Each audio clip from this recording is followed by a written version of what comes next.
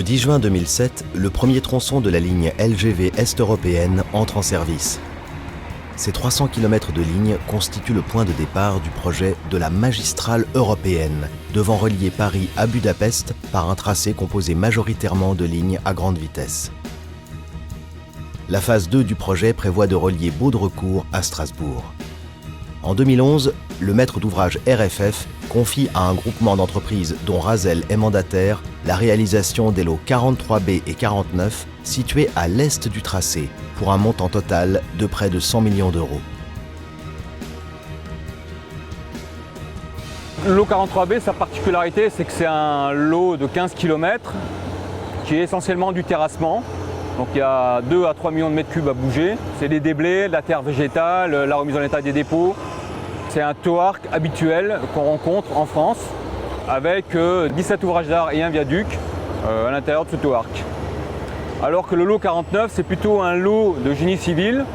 C'est un saut de mouton, on appelle ça un saut de mouton. La voie se sépare en deux et il y a un franchissement du canal de la Marne au Rhin et de la voie SNCF Paris-Strasbourg.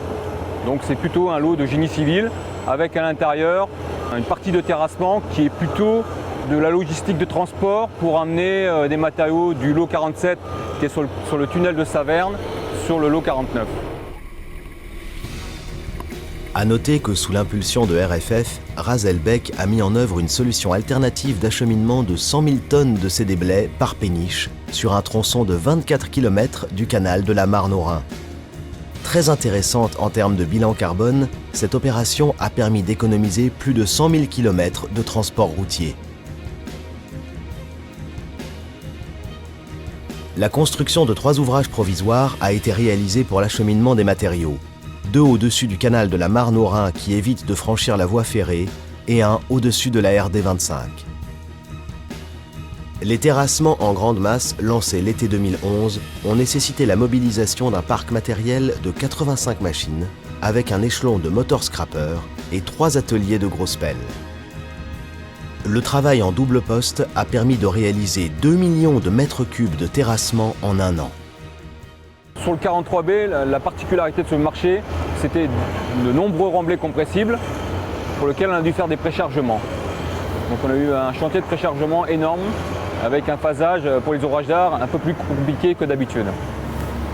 En partie assainissement, les ouvrages hydrauliques de traversée sont faits dès le début du marché pour ne pas perturber les écoulements, notamment si on a des orages. Et les assainissements longitudinaux sont faits plutôt à la fin du chantier quand on a terminé nos plateformes et nos remblais. La construction des 25 ouvrages des 2 lots nécessitera au total 28 000 m3 de béton, 4 000 tonnes d'acier, 43 000 m² de coffrage et 8 000 mètres de pieux pour les fondations profondes. Le chantier bénéficie de la synergie des entreprises du groupe Faya avec Franqui pour les fondations spéciales et SAPB pour les dalles préfabriquées.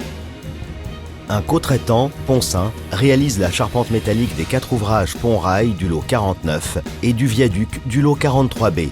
Ce dernier, d'une longueur de 169 mètres, est le plus grand ouvrage du chantier. Le LGV, ce sont des contraintes particulières, différentes de celles des autoroutes, avec l'application de règlements différents, notamment les livrets SNCF. Voilà. En termes de génie civil, on doit un béton avec un parement fini, du premier coup, sans agréage. Les études étant faites en interne par nos bureaux d'études Razelbeck, ça sera un bon retour d'expérience par l'application des nouveaux règlements. DTM, la direction technique et méthode Razelbeck, bureau d'études internes, est intervenu sur tous les ouvrages d'art de la ligne.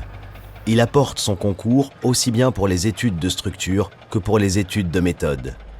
Il assure en plus le contrôle externe des études, grâce à ces 2 implantations qui permettent à l'un des sites de contrôler les études réalisées par l'autre et réciproquement.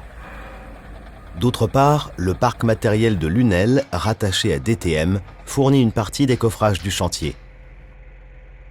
En période de pointe, pour l'ensemble des 2 lots, ce sont près de 400 personnes pour le terrassement et le génie civil qui vont permettre à Razelbeck d'être dans les délais pour terminer le chantier à la date prévue en août 2013.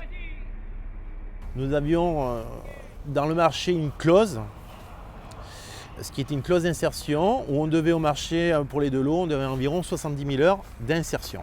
Nous avons donc mis en place pour cette clause d'insertion des formations conducteurs d'engins, et des formations coffreurs. Comme sur tous les chantiers Razelbeck, la sécurité, qui fait partie intégrante des formations dispensées, est une préoccupation permanente.